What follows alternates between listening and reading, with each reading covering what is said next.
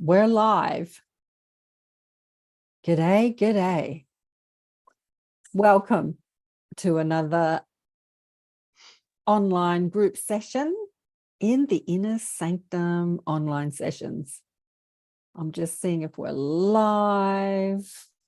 Not yet, not yet. I'm sure we are. It says meeting now streaming live. Yeah, there you go. With our very special guest, Alan Steinfeld. Hello, Alan. Hey. Alan Steinfeld. Sorry, I was just hearing myself in my own. How are you, Alan? Welcome. Well, thank you. Thank you, everybody. Great to be here with you. Karen. Is it Karen? You said it, car, like in motor car. Actually, the car body is the name the Egyptians gave to the soul. You know, you can... Yeah, car and the ba. Yes. The car body. It's, you traverse the universe in your car body, in your astral body, I suppose. But yeah, I was just telling Alan that, you know, I pick about 12 people each year to come in as a guest to the Inner Sanctum, which is our online groups. People that I've had on the show, and Alan was on the show last year. I think you were on the show last year. We discussed your book, and I asked the group, you know, who do you want to have on the show? And resoundingly, people said, get Alan on. So thank you. Alan is here, just back from Egypt, which we'll go into a little bit.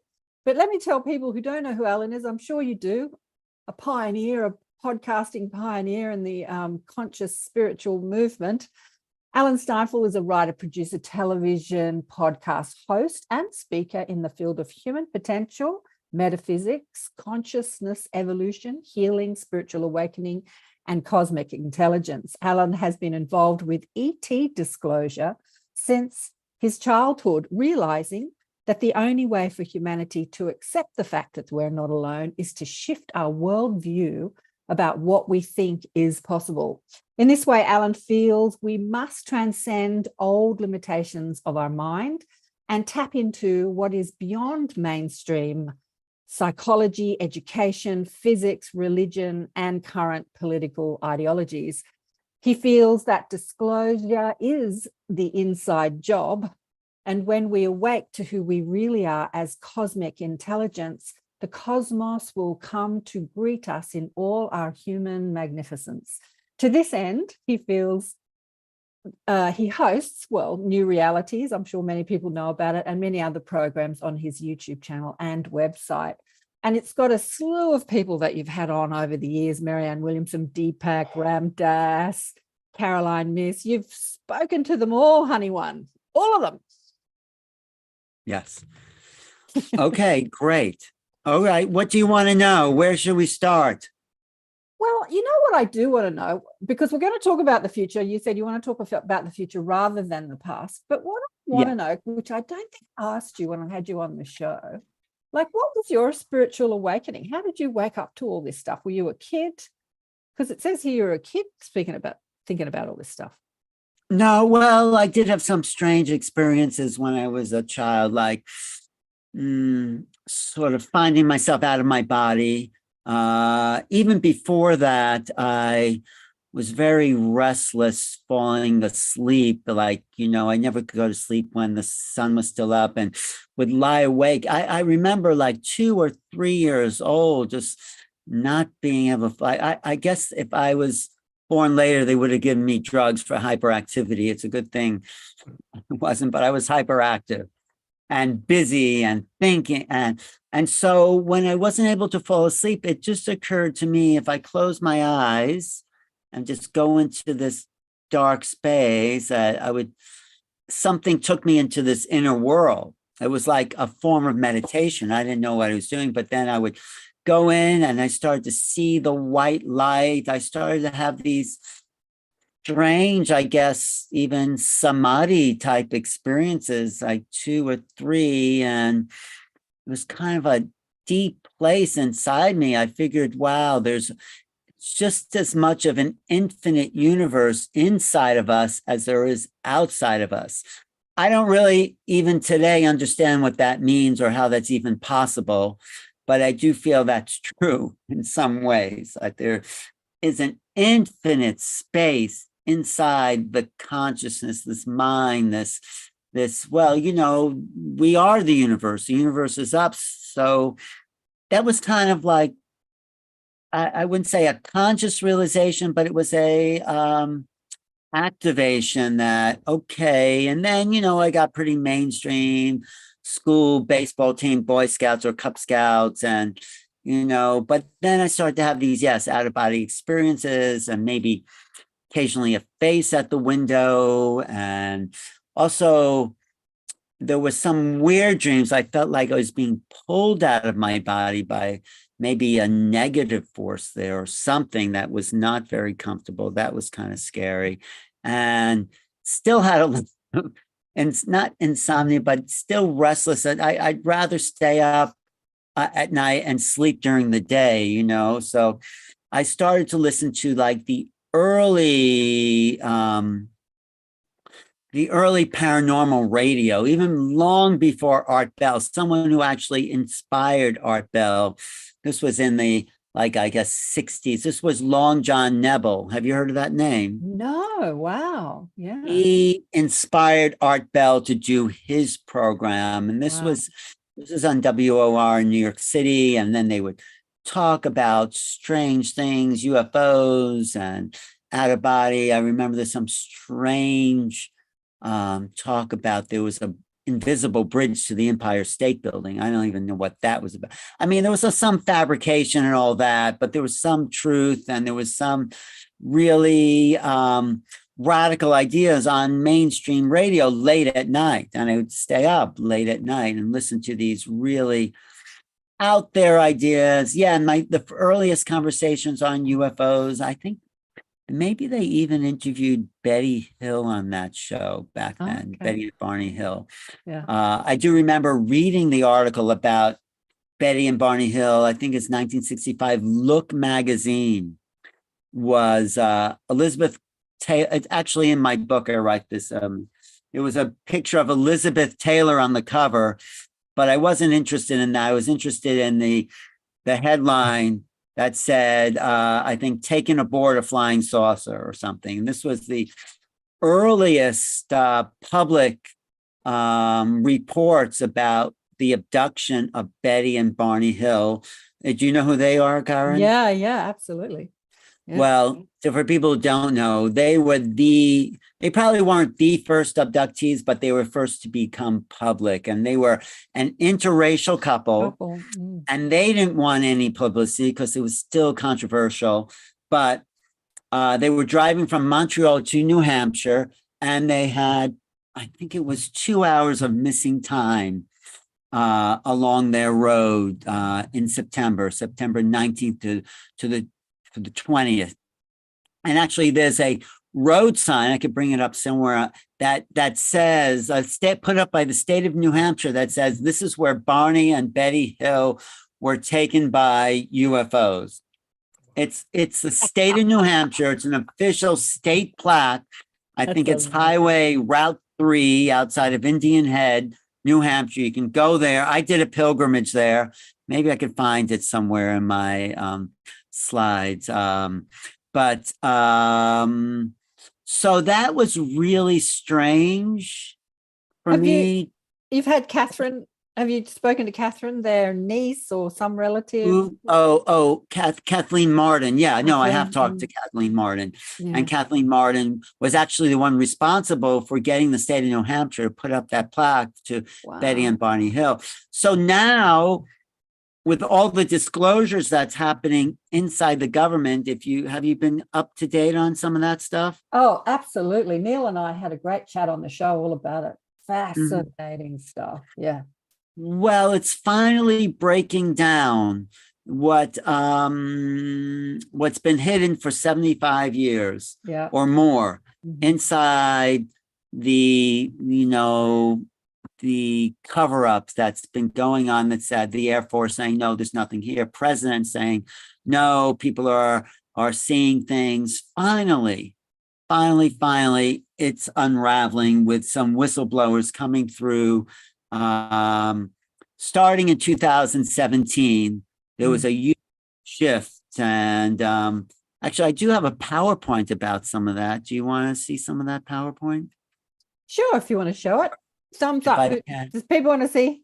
People want to see? If I can find that PowerPoint, let me just see if I can find that, because I wasn't expecting to do that, but let me just see.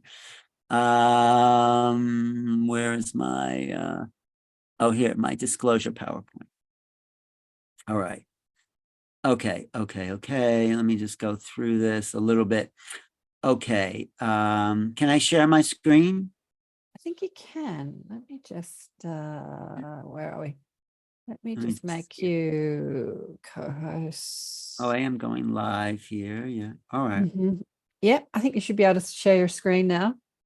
Okay. Let's just see co-host. So when you listened to the guy before Art Bell, Yeah. did that inspire you to want to get the messages out to the public more, like with your show, with your podcast show? I mean, were you thinking? No, that didn't inspire me then. I was just fascinated. I had no idea about getting the message out until I had my own experience in 1987. That's in my book. Mhm. And so when I had my own, it wasn't even then that I wanted to get the message out. It was more, this is the most interesting phenomena to ever occur to human civilization. The fact that we are not alone in the universe, there's nothing stranger or more interesting, I think, than that. So did that inspire? Yeah, I think there's something more exciting than anything else I can think of, is the fact that we are not alone and that humanity is waking up to the fact that the lies that we've been told, that life is an accident and we're all alone in the universe and it's a freak of nature, and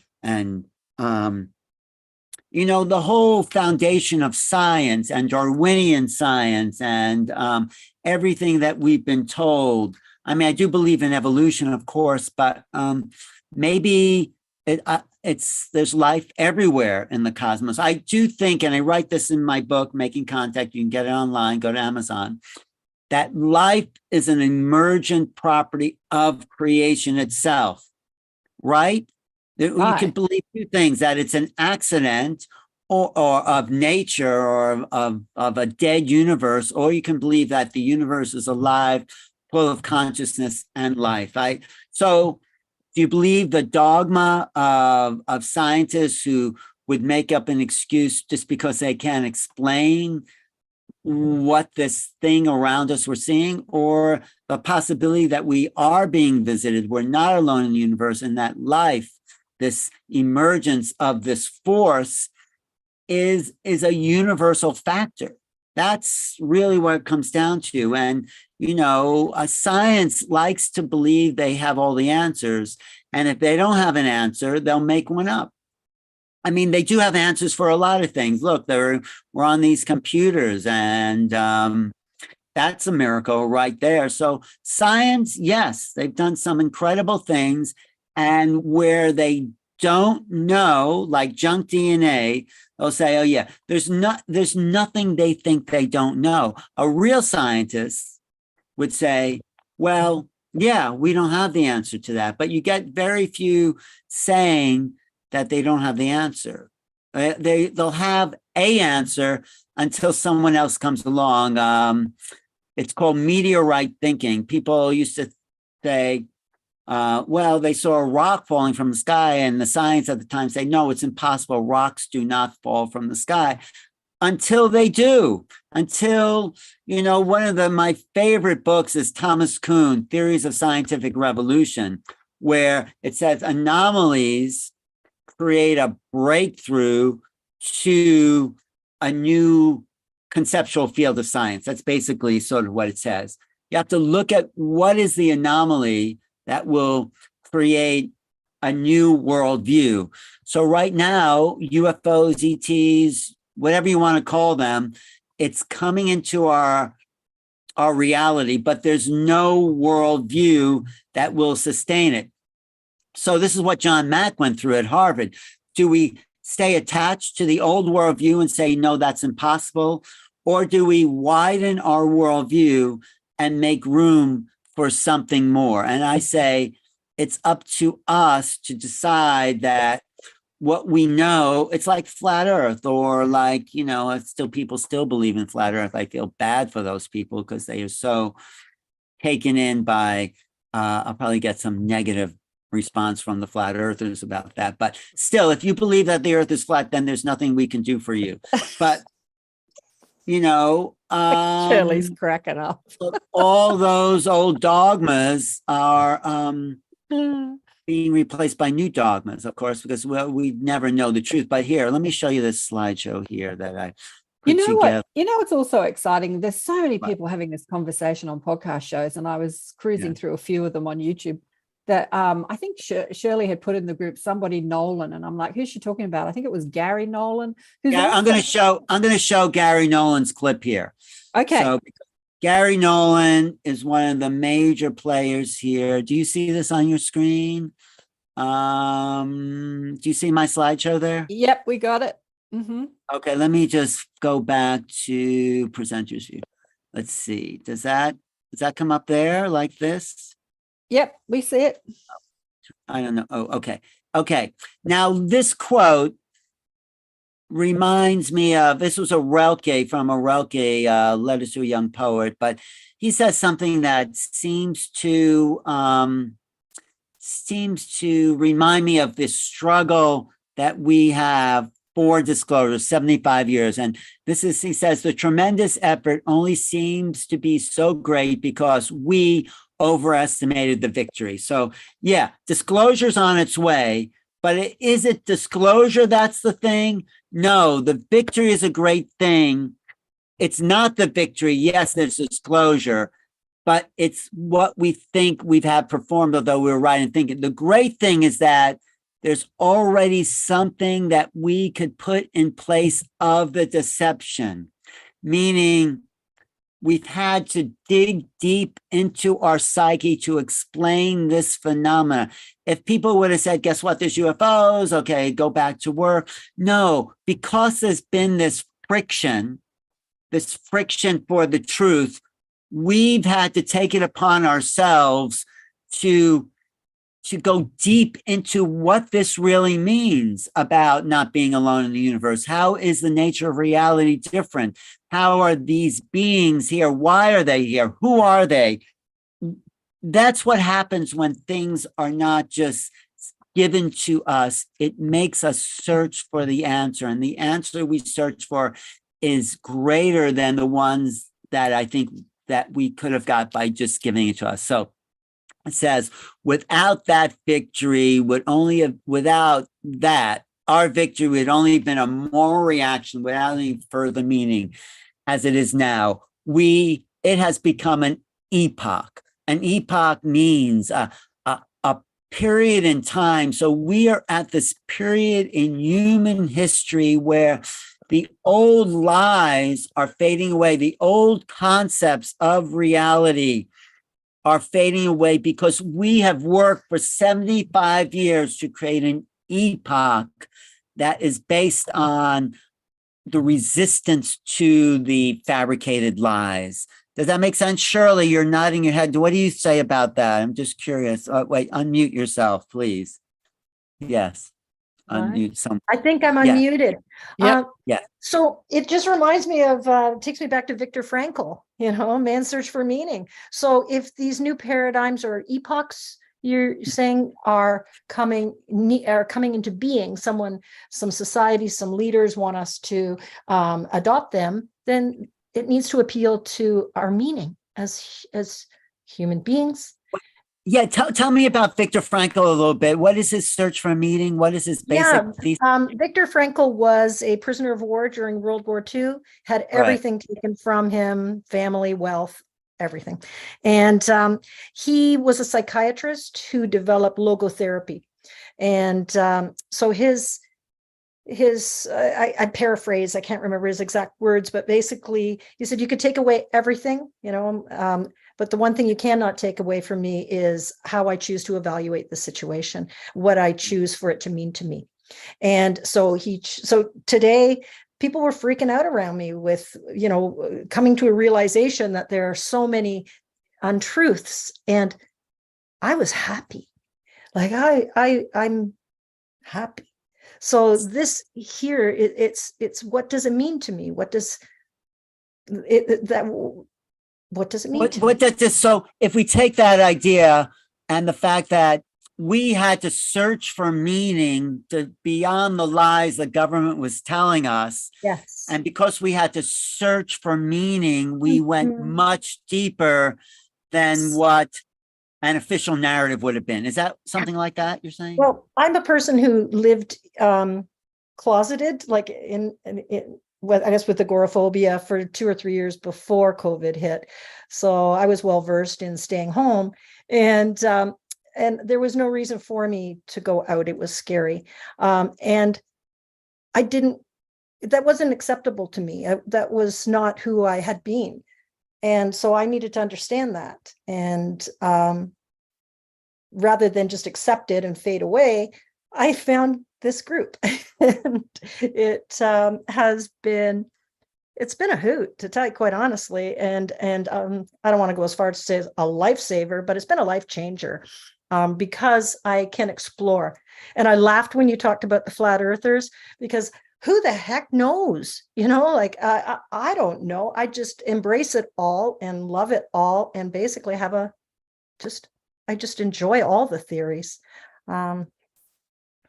Yeah, I don't know what that makes. But what does that have to do with this deception that we've been under? And how did that, because I'm really trying to, this quote caught my attention, because I knew there was something about the lies that has pushed us forward. But how does that mean something to you, in a sense? It means something to me in that I identified with Pollyanna. Everything was joyful and lovely. I trusted everyone and everything.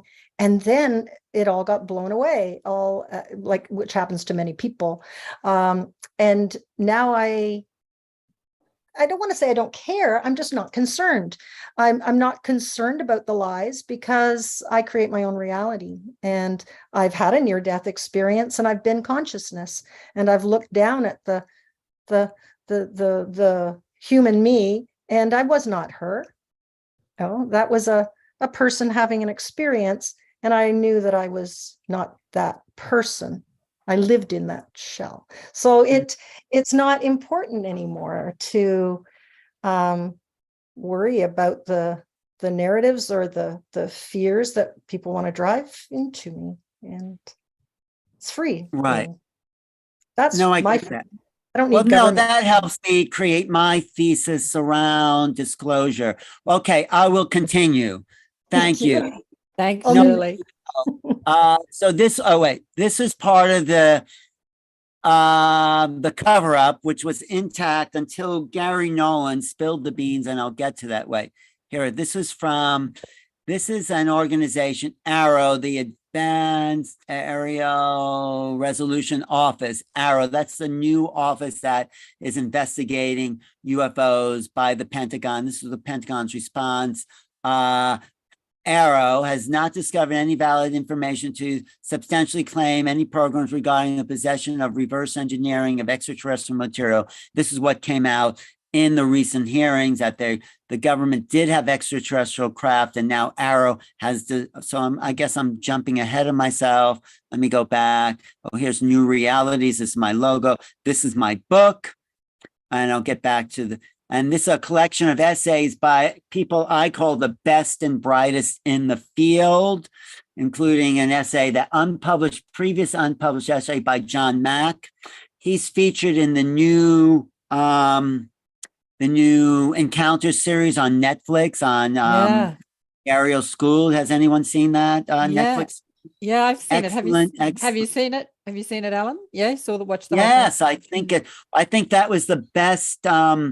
There's a movie out about the Aerial School, and there's been lots of stuff about the Aerial School. This is the one in Rwanda where 62 children saw this UFO land and the beings come out. But the one on Netflix, the Encounter series, I think does the best job about that. Anyway, John Mack was a key component in this disclosure field, even though he's no longer around, but he is his commentary about worldviews and opening to new possibilities as a psychiatrist and interviewing people who had these encounters and said these people are not crazy. And so he's a really key figure. But let me go to what this do you want to see a little promo for my book here? Yeah, go on. All right. Now that, okay. I mean, we are going live, so people on my channel have probably seen this before, but here we go. From deep in outer space, to the planet Earth, to the red rocks of Sedona, to our online community here, comes a time, a message, a special series. There is no better time for making contact. I'm George Norrie, host of the national radio show Coast to Coast AM. Alan Steinfeld has put together a well-conceived collection that covers it all. Thanks, George, for that introduction. This is Alan Steinfeld. It's always nice to get an introduction by the master himself, George Norrie. Let me move. Sorry. Steinfeld, the editor and author of Making Contact, which is a collection of writings of the best and brightest people in the field of ufology. The Making Contact series, which is now being rebooted to... Oh yeah, I did have a whole series based on my book, so that's what I'm promoting here. You can still find it if you, but you can still find it somewhere. Okay, wait, let me see. Okay, here we go. Oh no, wait, no, here we go. Let me go back. Comprised of many of the authors in this book, as well as a few other experts.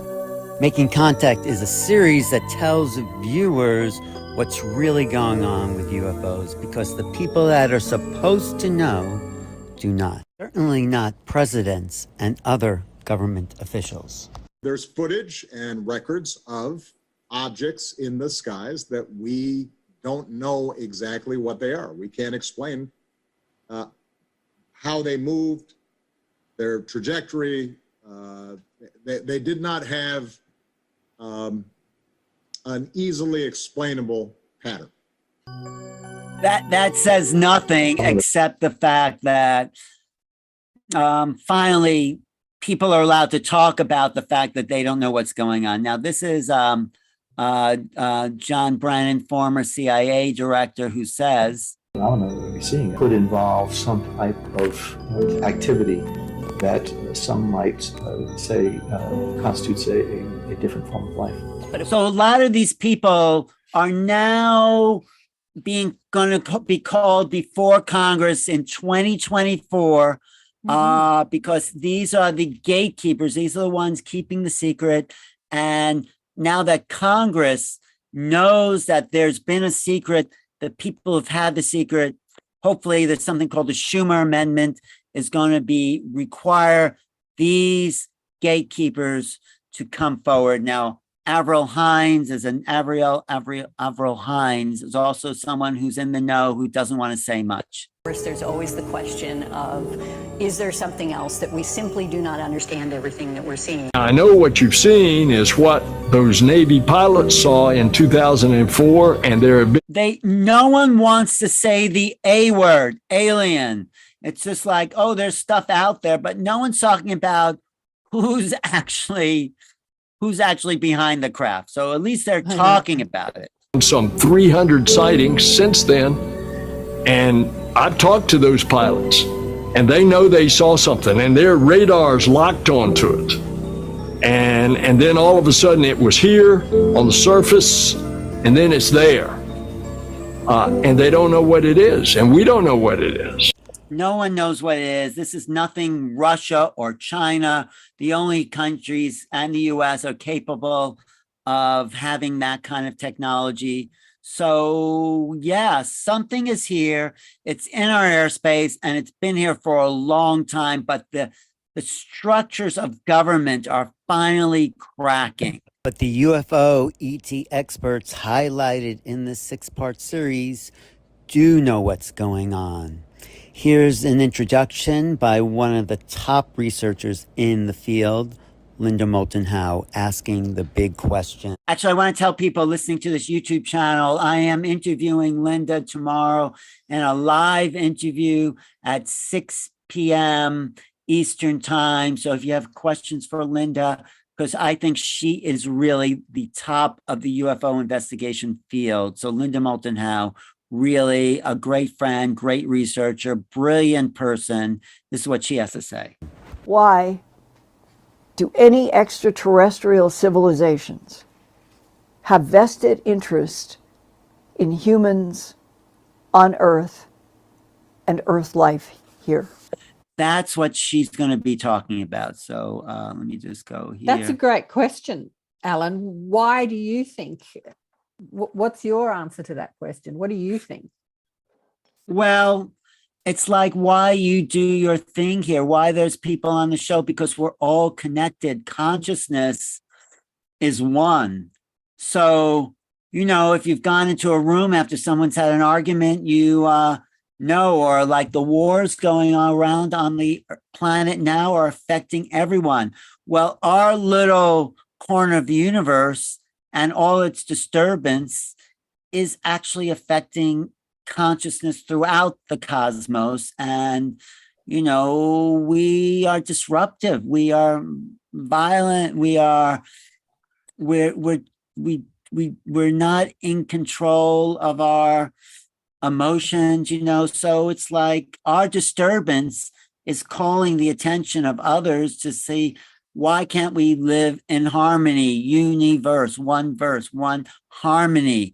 Is that possible? And the more, the attention since 1947, since the dropping of the atom bomb, was a call, I think, to the rest of the cosmos for support that, it's like the teenagers have the car keys. We better check that out because there's a lot of disruption there. So so here's Nick Pope. He's also good. I want to get to some of the current stuff. JJ and Desiree Hertog. I like those guys. This is what they have to say.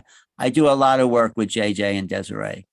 JJ Hertog. We have to recognize that we are a microcosm of the mind of the universe. And we're seeing right now really the redefinition of scientific ontology, the recognition that we are a consciousness life form that connects with many dimensions, and that in this process, we're going to go beyond Einsteinian science to future science, or science guided by consciousness. And so this is really the beginning of a whole new page of evolution, recognizing the human evolution is indeed connected with what we call a higher evolution. And Dr. Desiree Hertog. That there seems to be, we'll say, portals opening, veils lifting, and we ourselves, in our own personal realities, maybe in dream states, are having some of these experiences and getting ourselves soul-wise and conscious-wise prepared for contact. Right, Next.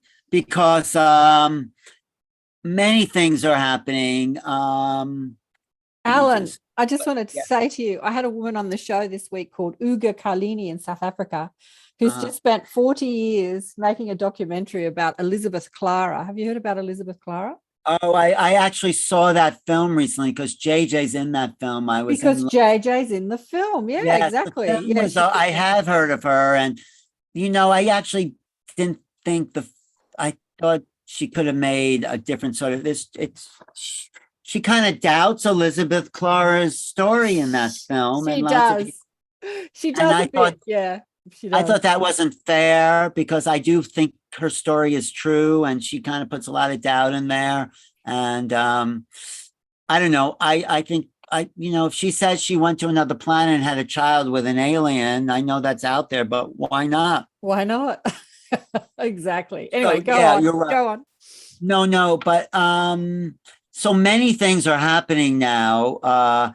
People are having more encounters. There seems to be more craft in the sky, and we're entering the age of Aquarius, where Uranus rules Aquarius, and that is a planet of extraterrestrial. That is a planet that takes us beyond the Earth. Uranian energies that are coming into our consciousness now opens us up this age of Aquarius opens us up to other realms. So the vibration of the planet shifting.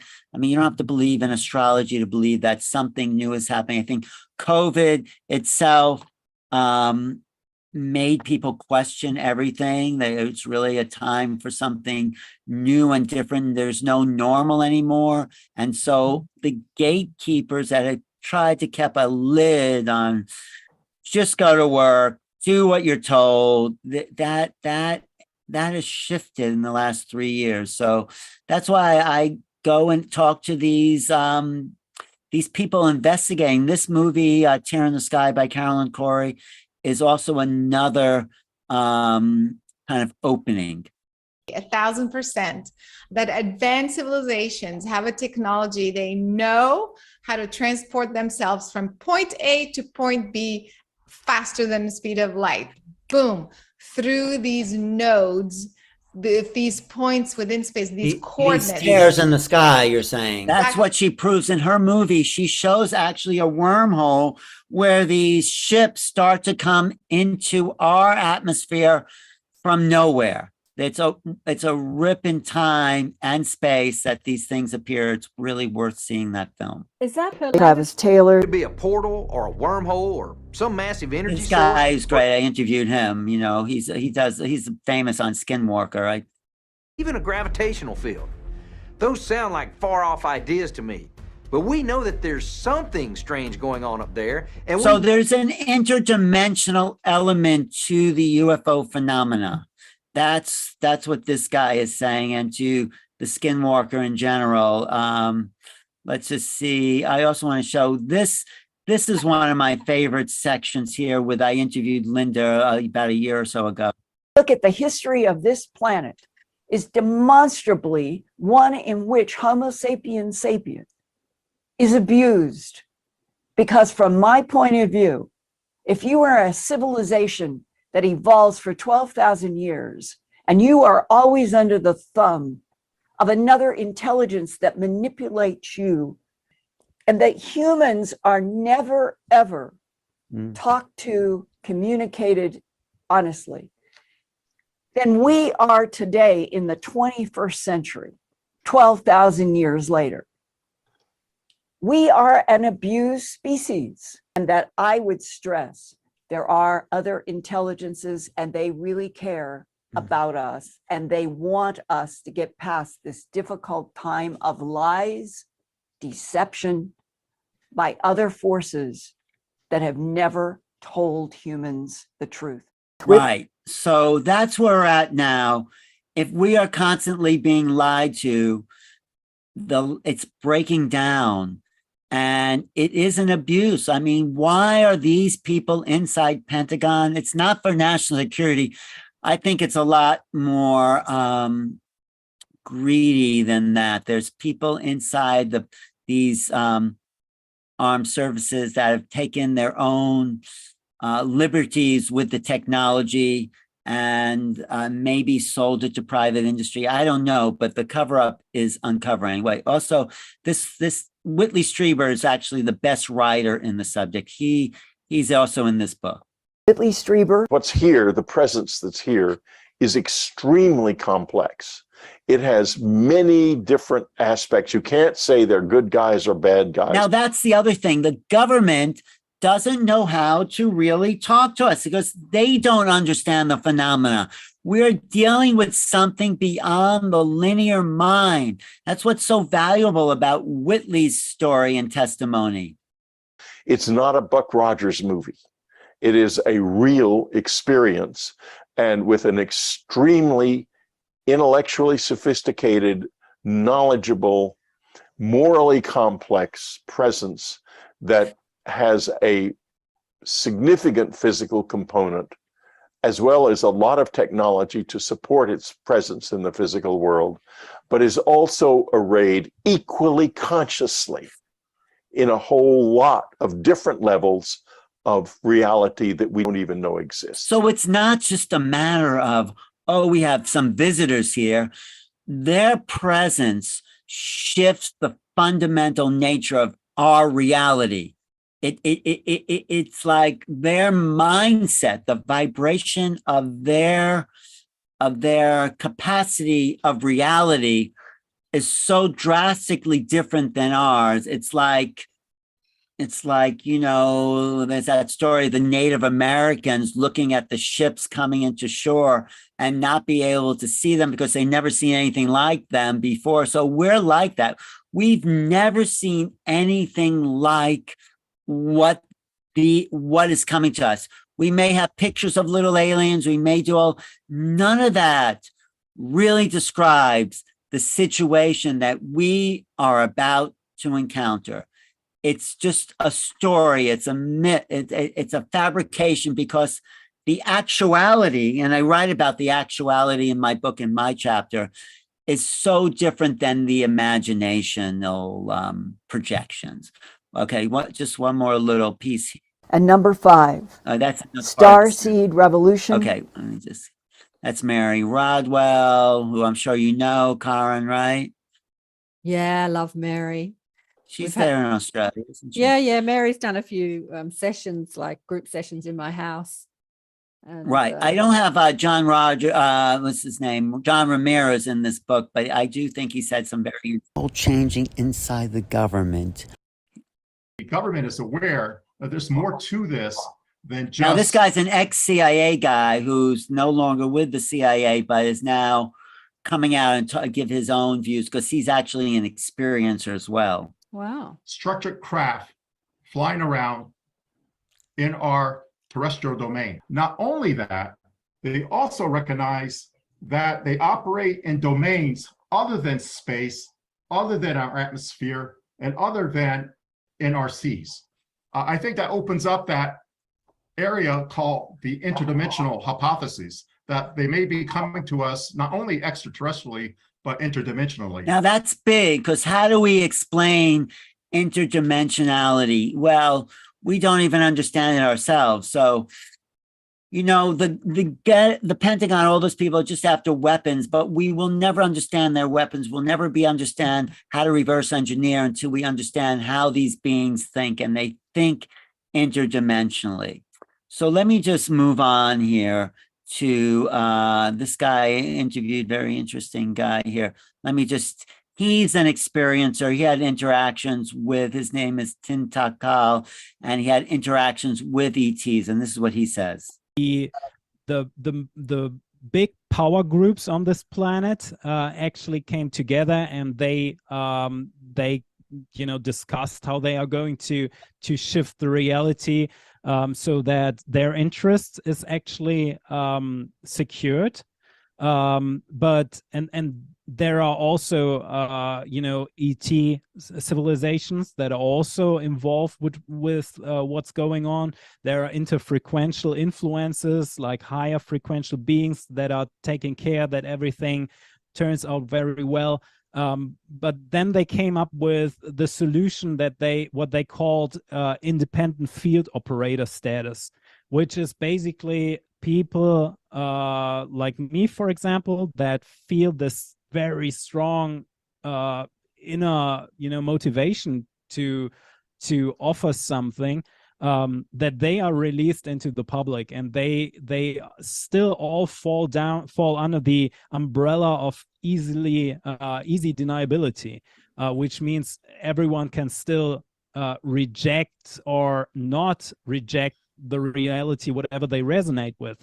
So this is like the church being confronted with the flat earth, in a sense. Yeah. And the earth being the center of the universe. For, hundreds of years, it was upheld that the earth was, suddenly someone comes along and says, no, guess what? The earth is one of many planets. The sun is the center. And so this throws everyone's ideas off. So there are gatekeepers keeping reality intact until there's enough stress on the system that says, no, we want the truth. Like, so well, goes back to that was actually a question I was going to pose you about. Yeah. Do you think that they've kept it under wraps because our ideologies, our religion especially, would just collapse and people would go crazy and start rioting? I mean, that's the narrative, isn't it? People are not going to go crazy. And start, No, but that's the myth. That's the lie. I think people will be shocked, but it's about time we have a rude awakening. Yeah. So in July, and there, no one's going crazy because No one's going crazy. UFOs are here. Kristen's got a great question here, which does anyone know the name of the 25 or 50-year treaty that was between world governments and the extraterrestrials to keep it all quiet until they had made us regular citizens ready to believe that they're here? Well, I don't know if that's even a reality. Some people say Eisenhower signed a treaty with the ETs in 1952. That may or may not be true, but I don't know. I don't see any proof of that, but it might be this.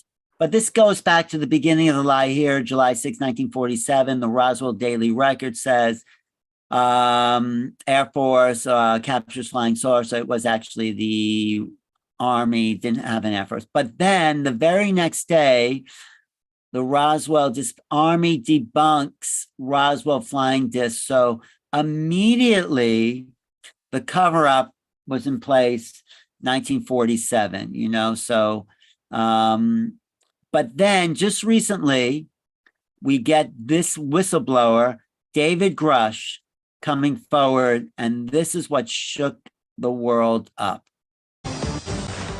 Bombshell claims from a military whistleblower. UFO wreckage recovered by the U.S. kept classified by a secret government program for decades. Tonight, a world television exclusive you will only see on News Nation. Welcome to Elizabeth Vargas Reports. Okay, let's just get to Grush himself.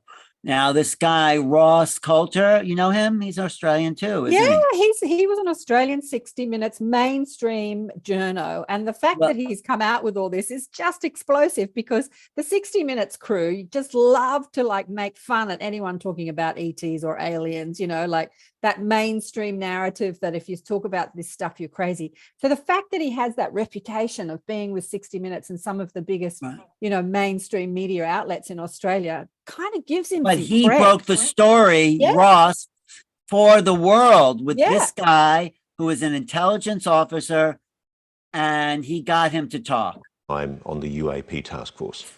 The UAP task force was refused access to a broad crash retrieval program. When you say crash retrieval, what do you mean? These are retrieving non-human origin technical vehicles, call it spacecraft if you will, non-human, exotic origin vehicles that have either landed or crashed. We have spacecraft from another species. We do, yeah. Now that was earth-shattering. That admission by David Grush was the first time publicly anyone inside the government has ever acknowledged that presence. So that was a game changer, and still is. We're still getting upshots from that. So, and Ross broke that story. And Aussie, woohoo! Quite a number. You're kidding. No. I thought it was totally nuts, and I thought at first I was being deceived. It was a ruse. People started confiding in me. They approached me. I have plenty of current and former senior intelligence officers that came to me, many of which I knew almost my whole career, that confided in me they were a part of a program. They named the program. I've never heard of it. And they told me, based on their oral testimony, and they provided me documents and other proof, that there was, in fact, a program that the UAP task force was not read into. Grush alleges... So what it is so he was tasked with investigating the phenomena, and then he was denied access to the investigation. So he was in charge of investigating, and then people inside the government said, wait, you can't investigate that. So he had people who had NDAs, non-disclosure agreements, that they weren't allowed to talk about this, come to him and say, guess what? There is something here. And he doesn't have firsthand knowledge, but he talked to over 30 or 40 people who came forward and say, yes, the government has crash retrievals and they have alien bodies. And everyone said, what? So here's a little more. Let's just go. The entire American public has been lied to for decades. Yeah, there's a sophisticated disinformation campaign targeting the U.S. populace, which is extremely unethical and immoral. This is what Linda Moulton Howe is getting at. We are an abused race because we are lied to by people who are working for us. At least in the U.S., we elect people and then they lie to us. I mean, because so, but of course, this is about people who are not elected. This is being held by the military-industrial complex, which is what Eisenhower warned people against in 1960 when he left office. So just a little bit more here. Saying to the human race, for the first time, an official intelligence representative at a high level from the US government is saying publicly, we are not alone. We're definitely not alone. Absolutely, the data points empirically that we're not alone. We knew that, Karen, but most of the world did not know that. And that was such a bombshell. That was the bombshell. Finally, it's said in public. Wait, here's a little more here. This up. This is not a lie. No, absolutely not. Alan, did you because get everybody watching this right now? What's that? Did you get the whole interview, the News Nation whole interview? Because I noticed that they only put up snippets on it on their own channel. Well, there's about 9 minutes here. I don't know. I think there is the whole interview somewhere, but Grush has come out in other platforms. He also was at the Senate hearing. But here, listen to this last part here. Is looking at your face. They're going, is this guy for real? I am for real. And I'm sitting here at great personal risk and obvious professional risk by talking to you today. Now that's the key. Who, and this is the key to the whole question of disclosure, who is threatening people inside the military about coming forward? This is what I'm going to talk to Linda Moulton Howe about tomorrow.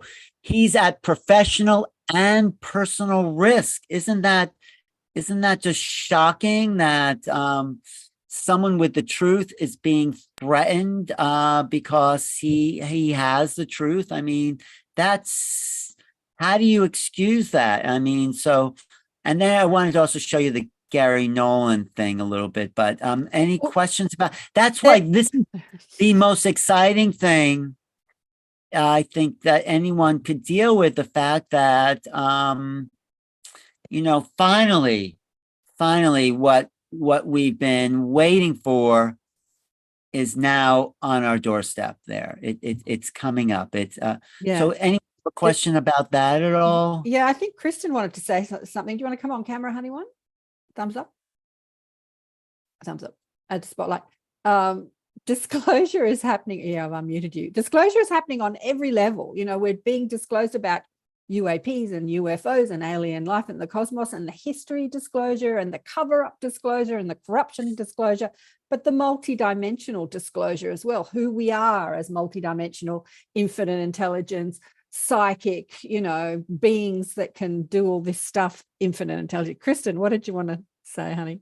Well, just I come from this belief that we actually knew this and we hung out with them and we worked with them or something, and somebody came in and rewrote the history or took that out of our memory, or a couple generations later it was wiped away. And I don't know if this is 2,000 years ago, 5,000 years ago, 500 years ago, I don't know, but you see it in artwork. You can see it in the artwork that's all over medieval artwork, that there's starships and things like that. And you see it in the carvings in Egypt, and you see it in Samaria around the same time, the way that these beings look all over the world. But I just want to know, why is it taken away? That's what I believe. I believe we had it and it was taken away, and we believe because we remember. Well, I think it was taken away because there were forces that came in that wanted to control who we are as humans, our own creativity, our own genius, because there's power control, manipulators of power, and they want that power in their hands. Like, why do people want power? I don't understand it, but they do. So it was taken away from us. I'm pretty sure it was. And now it's time to reclaim that because everything is changing. It's time, the times they are changing. So yeah, it's why did they take it away from us? That is, why is there good and evil, dark and light? I mean, it's the yin and the yang. I mean, Yeah. I don't know why that exists, but it does. And maybe it's to make us stronger. Maybe it's to make us fight for our efforts there, Yeah. I don't know. Well, it comes to to me, I think of, maybe the pendulum was so far one way for a while, it's swinging the other way, the disclosure's coming out, but I want to know who's holding that pendulum. I want to know who's pulling those strings. And well, I I don't think our we are. government's the only one. We are pulling the strings. We've been challenged ourselves. Why do we have dramas in our lives to challenge us, to make us, it's that whole thing. But I think because we're coming into a new age, because the vibration is shifting its frequency, we're getting awakening from the matrix that has been kept in place. Like, Bruce Lipton says, the Matrix is not a fictional film, it's a documentary, the original Matrix. So it's like we are waking up out of the Matrix, and that Matrix is in place because, I mean, why do people go to war? Why do they're homeless on the streets? Why are there, the awful things happening? Because there's something out of balance here. And, knowing the truth and putting it all back into perspective, maybe it gives us more value, maybe understands ourselves a little better. I don't know. Let me just continue with disclosure a little bit, but those are all great questions. Thank you. Thanks, Kristen. Raoul, did you want to come on camera? Oh, I've lost you now. Yeah. All right. I'm open to any questions. Absolutely. Okay. Let me just. Raoul had something he wanted to say. I trust our Star family more than I trust the government. He trusts who? The Star family more than he trusts government here. Yeah, but who's to say who the Star family is? I mean, everyone has their own interpretation of the Star family. But here, let me just go here. Okay, this is Gary Nolan. He's an immunologist at Stanford. He's really one of the people in on the inside job here. And one of the things he said before he even ever talked about disclosure was that their DNA seems to be 9 billion years old, while the Earth is only 4 billion years old. So already he was thinking outside the box, what that means. So now we go. I love this guy because, he's like lecturing at Stanford University, something that is But revered. the big thing, this was even before Grush came up. He was at this thing called the Salt Talks in New York, which was a high and big conference. And he was asked this question. I'm curious, do you believe that extraterrestrial intelligence has visited planet Earth? I think you can go a step further. It hasn't just visited, it's been here a long time, and it's still here. And it has basically... that raised a few eyebrows in the audience. Love it. People talk about the wow signal, looking for extraterrestrial intelligence. The wow signal is that people see it on an almost regular basis. That's the communication that's already here. People see UFOs on an almost regular basis, and that's true. If you ever go out with night vision goggles, you go out to a place without a lot of light pollution, you see these things. And I was just out there in Sedona. I was looking through night vision goggles and I saw this triangle and I thought, oh, maybe that's just a flare or something. While I was looking at this up facing triangle, turned its direction down. And it's like, oh my God, this stuff is real. Like, oh, there really is stuff out there. So now this guy who's asking the question says, let me just go back to. And that statement seems so incredible that it's tough to believe, right? this guy is saying, oh my God, what did you just say? It's tough to believe. So he comes with a little follow-up question that's just equally fun. People hear that, and maybe a lot of people hear that, and they don't believe it. And so, like that guy. Curious. If you had to assign a probability to that statement that you believe extraterrestrial intelligence has visited this planet, what probability would you assign? 100%. And that's not just my opinion. 100% probability. He's a scientist. There is no 100% probability unless you have absolute facts. He wouldn't say that unless he absolutely knew. 100% probability. Look at that guy's face. He doesn't get it. He's like the rest of the world saying, oh my God, what are you saying? It's, we're used to this, Karen. We've been around this. We get it. There's things happening. Some people it's like waking up. It's like, what are you saying? How is that possible? It's an exciting time. It's breaking paradigms, and it's an exciting time because you first go into disbelief, and then you go into confusion because your whole worldview starts to change. And in that place of confusion, you're swimming around in questions and what ifs, and then you kind of like go, whoa, and you sort of come out into the light and go, maybe what I knew as truth is not true. It's an exciting time, and that's happened to all of us, right? But it's happening on a global level now. It's happening globally. It's so exciting that I think it's the most exciting thing that happened in human history that has happened. So we are in a game-changing time. We're in a moment where humanity, and I think it's our only hope for the future. We are digging ourselves into a deep, deep hole with wars and corporate greed and social media and all the things that AI, whatever you think is going on. I mean, I don't think AI is completely bad, but I think, we have to balance. But this thing is so outside the box that it gives us a little bit of hope here. That let me just go here, presentation. So Gary Nolan also says this. Let me just move this thing over. Let's see. And that statement seems so... Let me just go here. And that's not just my opinion. I mean, look, the National Defense Appropriation Act, passed last year, signed by Biden in December.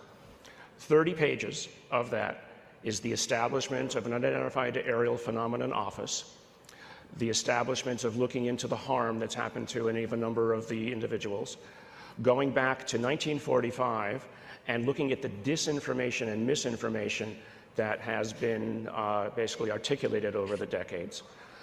12 US senators have signed on to a document that basically says we want the information. The establishment of an office, Arrow, in the Department of Defense, has 25 people working in it right now. And what's their goal? Collecting the information across all of the U.S. Department of Defense intelligence offices, and collation of that into a uniform format for the very first time, and provision of that then to Congress, the creation of a whistleblowers program specifically.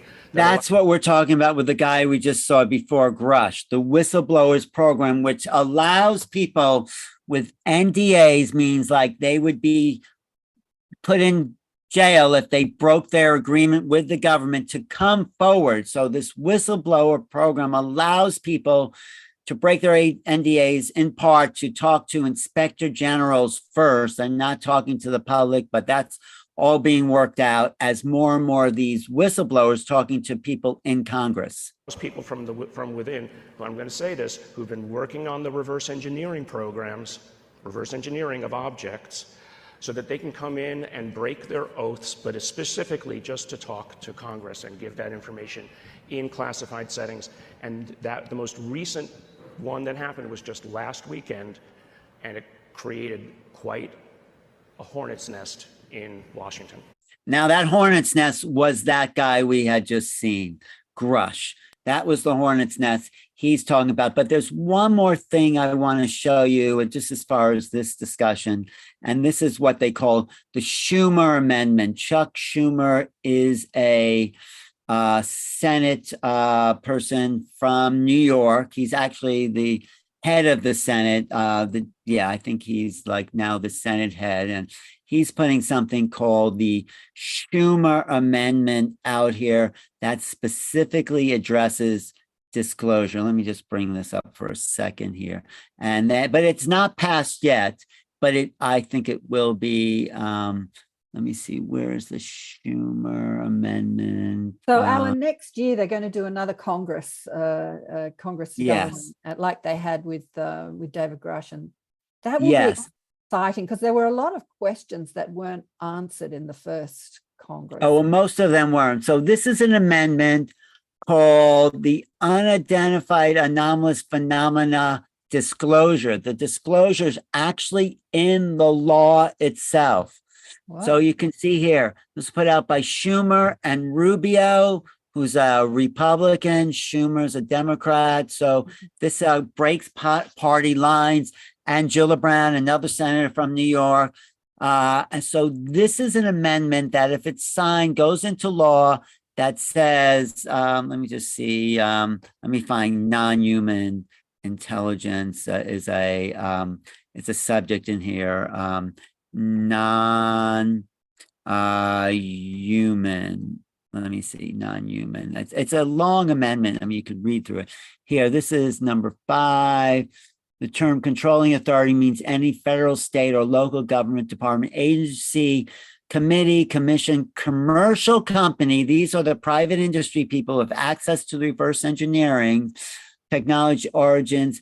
They have to come forward with biological evidence. If they have technology or bodies inside the government or outside the government, this amendment makes it law that they have to come forward and reveal that.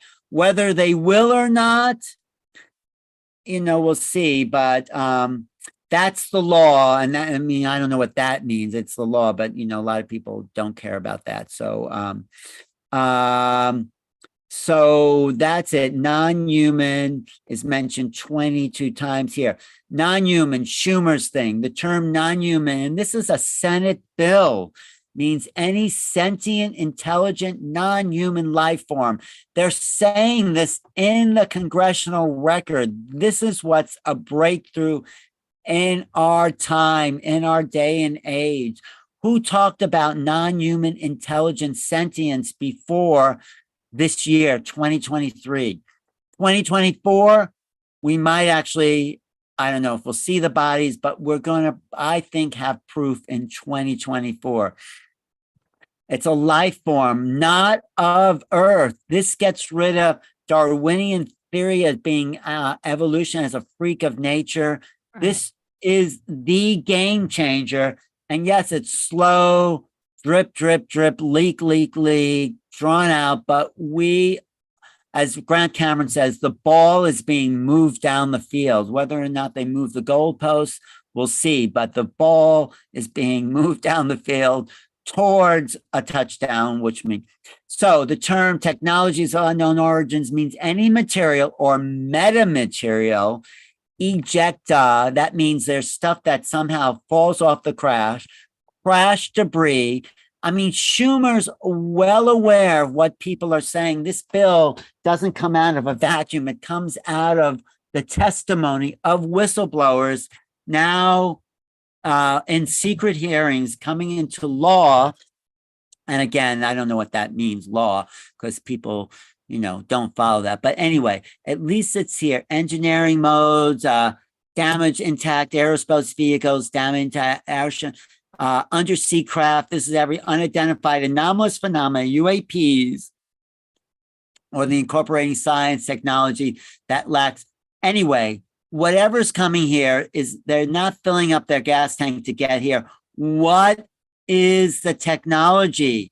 What will bring us off of fossil fuels, our addiction to fossil fuels and destroying the earth and digging things up?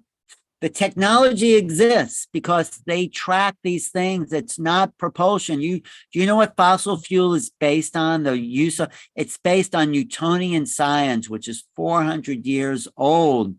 We are running our world on 400-year-old science. We have, yes, we talk about quantum realms, and all that, but we don't have the science or the technology. It's starting to actually run our world on quantum technology, but obviously these ships do.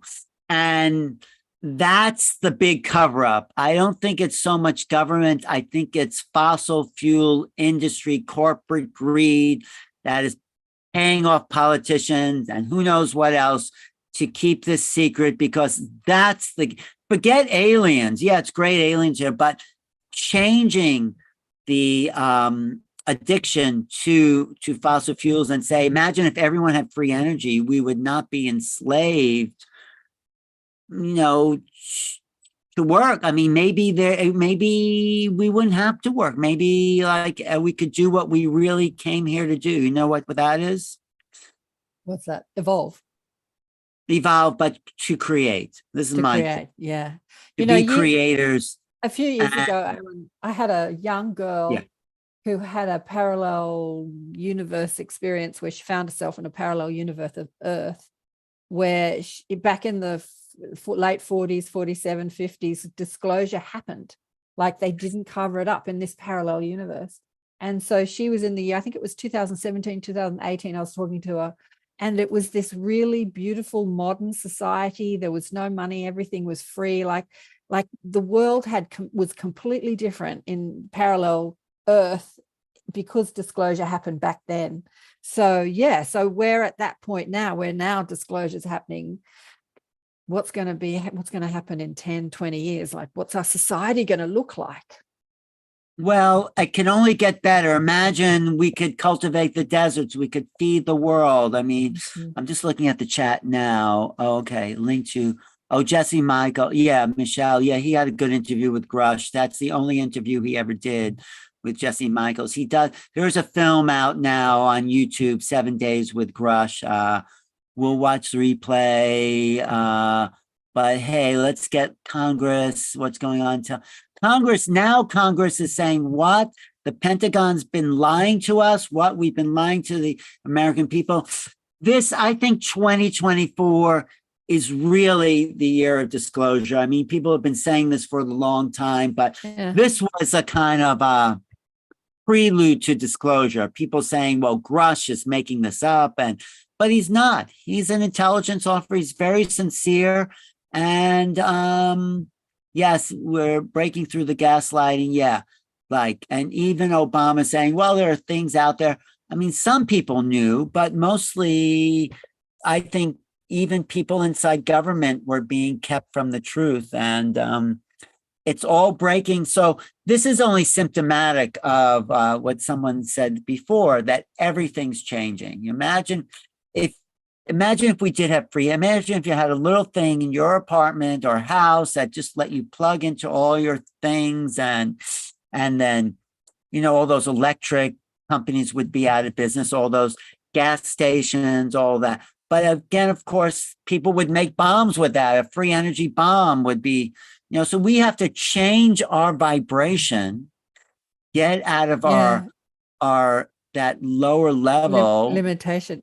Susan S on YouTube says here, we need a consciousness technology revolution, more of it.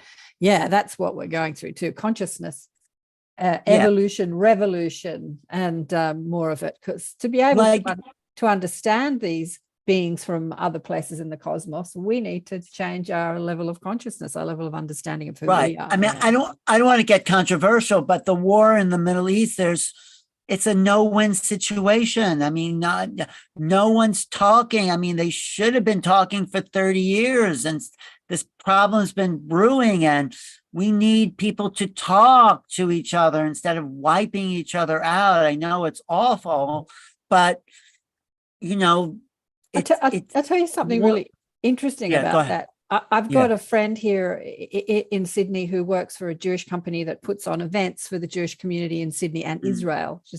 She flies over to Israel quite often. She's got family over there.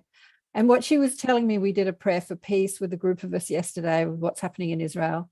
But I'm going to interview her later on today, because I think that what she has to say is really important.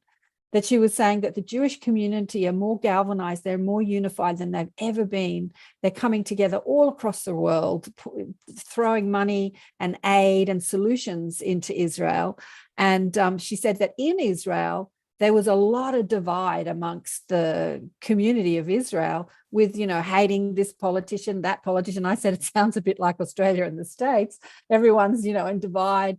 And this war has just brought them all together. They've put aside all their differences to be there for aid. So there is good. But where's the war go? What the war is not the solution, though, to the problem. The war is not the solution. But remember the movie, but The Day the Earth Stood Still, the one with Keanu Reeves. Well, they made the original. Yeah. There's a statement in that where the scientist says, don't give up on humanity, because he wants to wipe humanity off the planet because they're killing the planet. We need to save the planet, so we need to kill the humans. And they said, don't give up on humanity. It's when humanity is at the precipice that we change. And I remember seeing that like 20 years ago, saying, no, need to be at the precipice. There's a war going on now. How do we get out of, maybe John Lennon was right. Imagine no countries, no religion. Right. I keep coming back to that. It's these divisions. Yeah. Like I'm different than you. That's what creates, and the belief systems that go around and make people different. And then, I am an imagined type of person. And I think that's the future of the planet. And that's where maybe free technology that will let us live in peace is the answer. And that's why the UFO question is so crucial at this time. It'll get us away from a war economy, which is like the biggest, thing in the US. I mean, that's what Michael Moore brought out in that Bowling for Columbine movie. It's like, why is war such a big thing? Because it's a money maker. So anyway, we're in the middle of it now. We have to see our way through the end and come to a peace. And I don't know the answer, but I do think a technological revolution can only help all of humanity find what they're really here for. Like I said before, to be creators of arts, of music, of things that bring joy. I know that's very idealistic and there's really hard, cold truth, but I'm trying to look at the big picture and see, I think the ETs are waiting for us to grow up. That's why they come and go. And then you say, did I see something? Did I not? But because we have to come to this on our own somehow. We have to find some place in ourselves to go into this next dimensional reality. So I don't know, what is your people here on the chat saying? Yeah, I'm sure people have a lot to say. Thanks, Mark. Mark's posted a couple of links. One, as you said, Alan, to the David Grush interview with Jesse Michaels, which is fantastic. And also with the Yes Theory guys. I love the Yes Theory guys. Have you seen that one with David Grush? It's really good. There's some real, that's what Grush says. He expects a presidential hearing on 2024 about the whole thing. And I think he's someone who knows. So yeah. What, Mark, you had a question, Mark? Yeah, I'll bring you up, Mark. You want to come on camera, darling one? You're up. Yeah. You're on. Yeah, wait, unmute. I've unmuted. Yeah. There you go. Okay. I just wanted to comment. Thank you for being here, Alan. And I wanted to raise the comment about John Lennon and the Imagine song. And particularly, he said, imagine no heaven above and no hell below.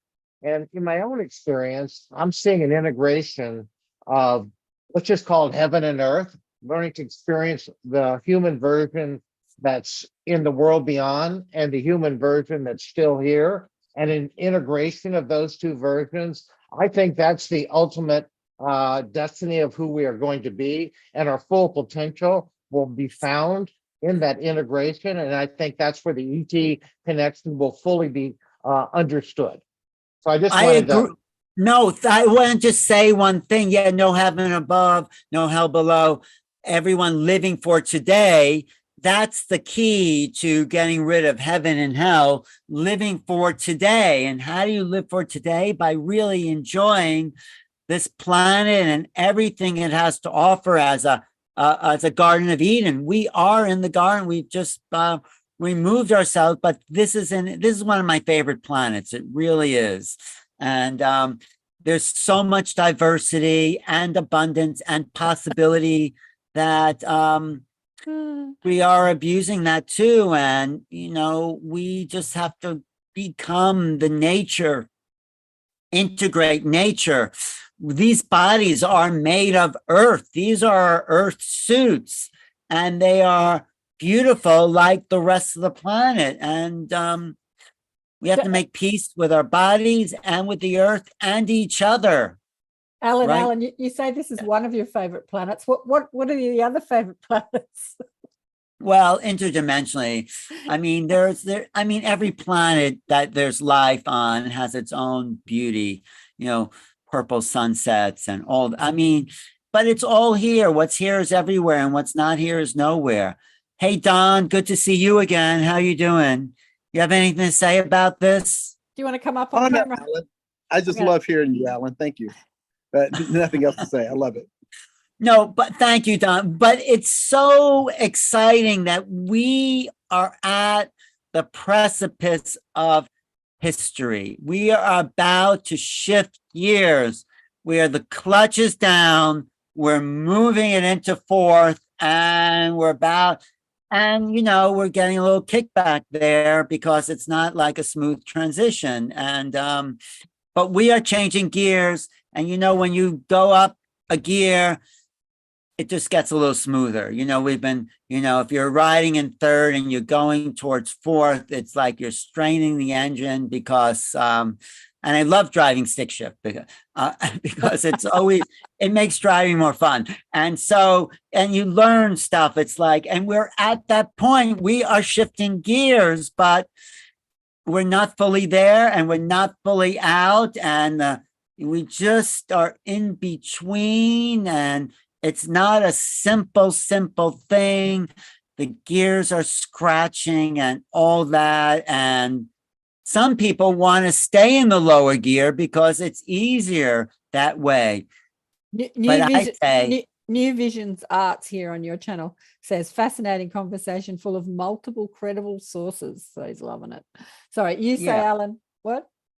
No, I just say, how are we going to collectively raise the vibration to a new reality? That's why I call my show New Realities, because great title, fabulous title. Yeah. Right. But what does that mean? You know what it means, Karen? It means we have yet to cognize what the world can be. You know the difference between recognition and cognition? I talk about this in my remote viewing class. What do you think the difference between recognition and cognition is?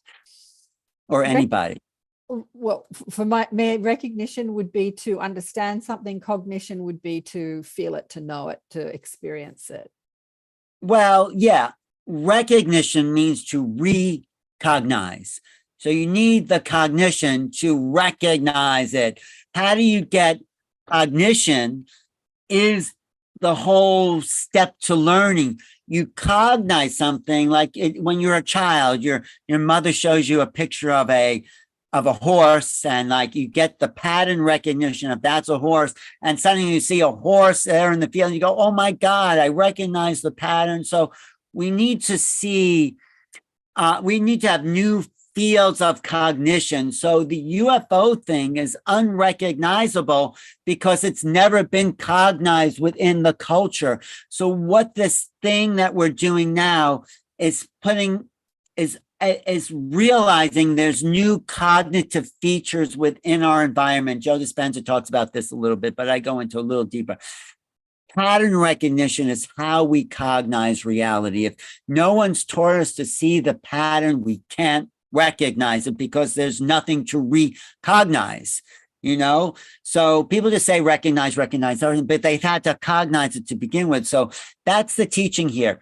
We're all growing ourselves up by realizing there's new cognitive features to understand the world by. And when you see a new pattern, the world becomes bigger. Like you can look at something and just see chaos, or you can start to see the forest for the trees. It's like that's the thing between left and right brain.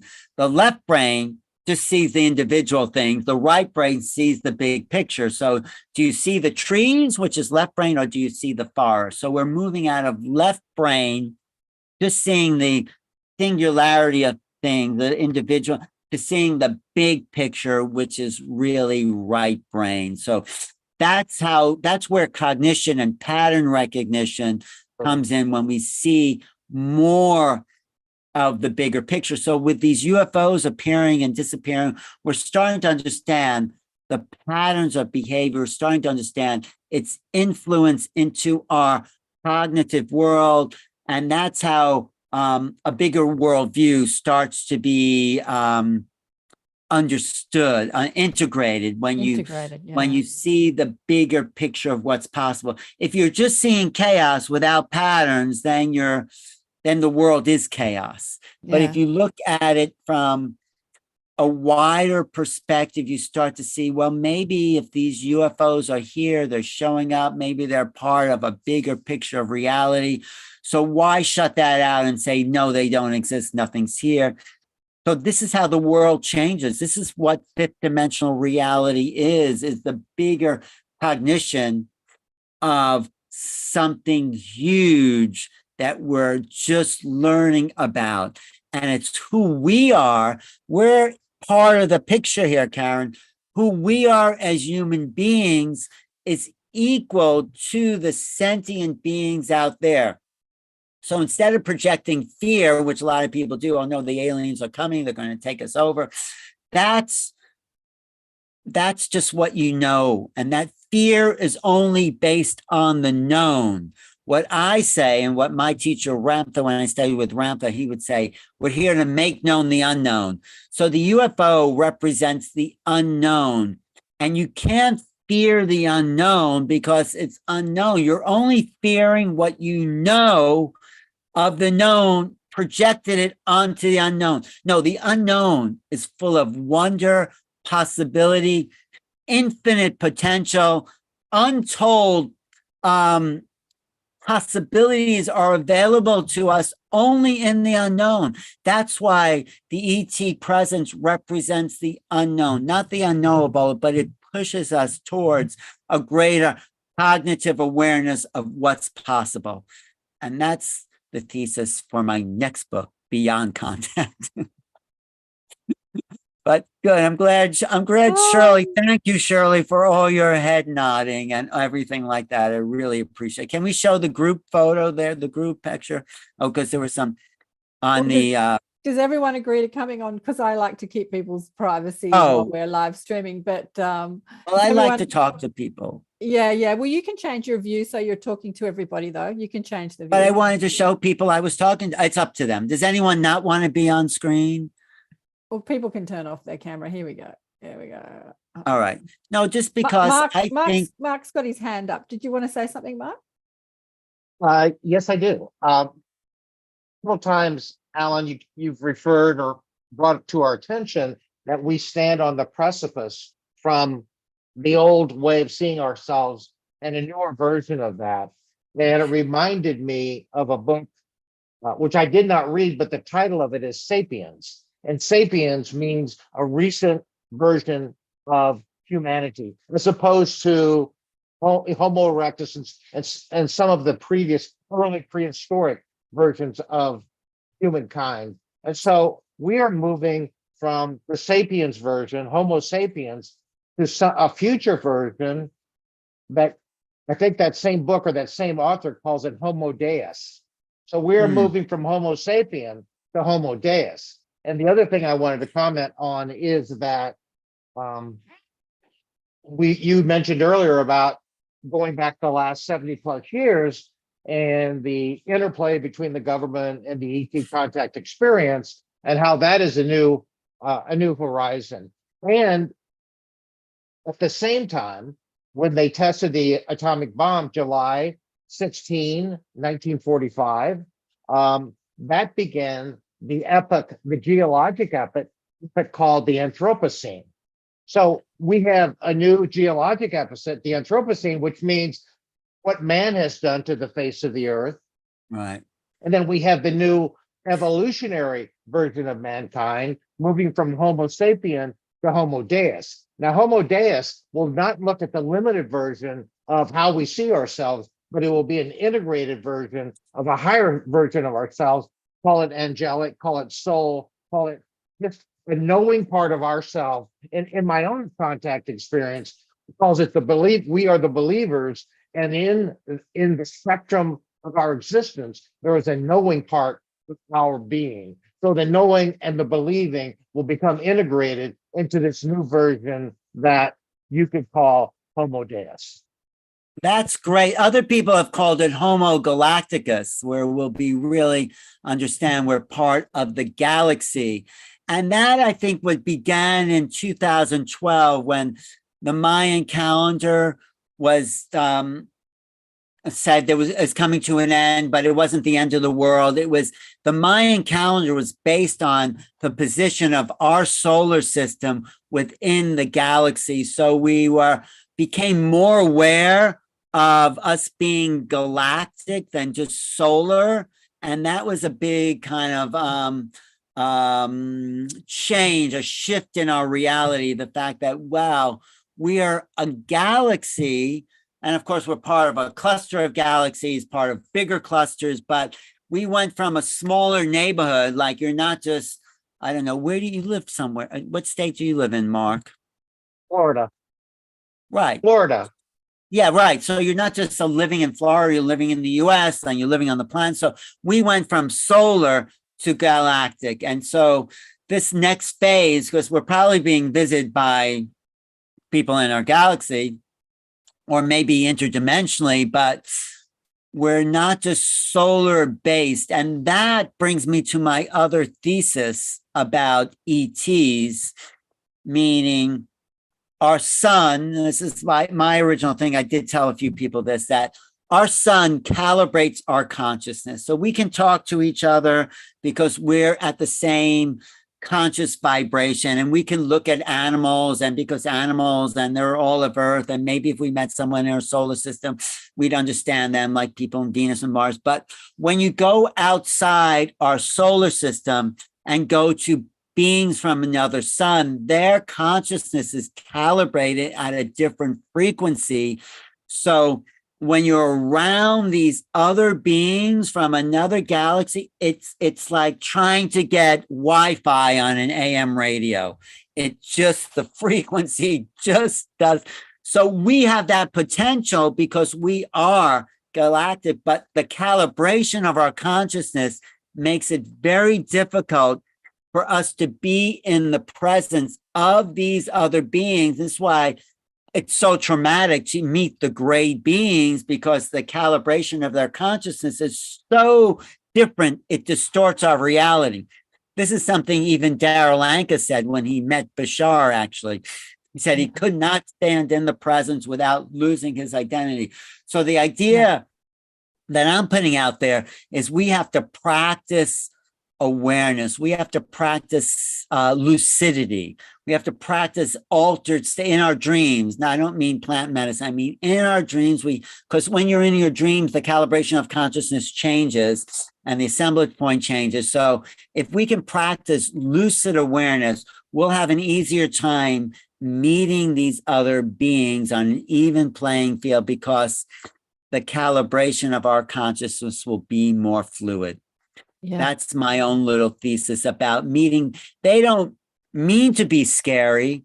They just are, because they think so differently than us. Like, have you ever been around like a really crazy person? You start to pick up those thoughts, or like some high lama or something, you find this clarity. Well, when you're around beings, they emanate a field, and that field is disturbing to our field. And so we have to come to a place of sentience and lucidity if we're really going to make contact or beyond contact. So that's my own thesis. So we really have to practice awareness and do dream work and practice being conscious in these altered states, because that's why they come into our dreams, because they're on an even playing field. But when they appear to us, and some people have great experiences, but it's still an altered state. To be in the presence of these beings shifts your awareness. And the more you can practice that shift in awareness, the more ready we're to meet the other. And so that's just my own little theory. I'll put that out there, but that's also. I absolutely agree. I absolutely agree with you, Alan. Like we were talking about this the other day with the angel lady. We were talking about when you're not a vibrational match to someone's consciousness, be it the consciousness of the angels or spirit guides or galactic consciousness, you actually get sick. You can actually connect and then you get this headache because you're incongruent. So your default consciousness, your default setting is not a match. So we have to move that default setting out of judgment and criticism and, you know, life's a bitch and then you die sort of attitude. No, it's all that, but also worldviews. It's not just, it's not just judgment. It's actually vibrationally, how do you see the world? And this guy, Donald Hoffman, have you heard of him? He says, time and space are doomed. They are illusions of the mind. The way the ETs understand time and space is totally different than how we understand time and space.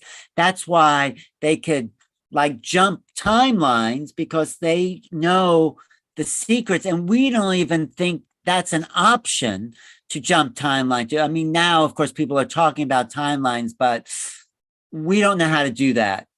And so they can manipulate time and space, and we don't even understand what that means, but they can do that. So we have to give up all our attachments to the way the world really is, or we think it is, and the way time and all that is, so we can start to understand who they are on their level. It's like the old experiments. They would teach dolphins how to speak English, you know, but this is the work of John Lilly. And dolphins can produce 4 sounds at once. We speak one sound at a time. A dolphin makes sounds with their blowhole, with their teeth, with their nostrils, with their tongue, the clicking, so they can produce more. So they're much more sophisticated language-wise, and we're teaching them to speak in a very and it was very boring for them. And so we can, you know, they can understand us, but we can't understand them because they're much more sophisticated than us. If you ever see a dolphin's brain, it's much more developed. So we expect everyone to come down to our level, but it's like talking to your dog and barking at them. Is that how you talk to your dog? No. We're the dogs. We can't expect them to bark at us. We expect to learn the greater language and stop barking at each other, basically, you know, if that makes sense. Beautiful. You know what? I'm going to stop the live now, and we're just going to have a conversation with the group that's not recorded and not live, so that people can say whatever they want to say and open up and not feel like they have to worry about being on camera. Okay. But before we stop that, I just want to say tomorrow I'm talking to Linda Moulton Howe, 6 o'clock on this channel, this new reality channel. Look for my book, subscribe to this channel, like it, subscribe.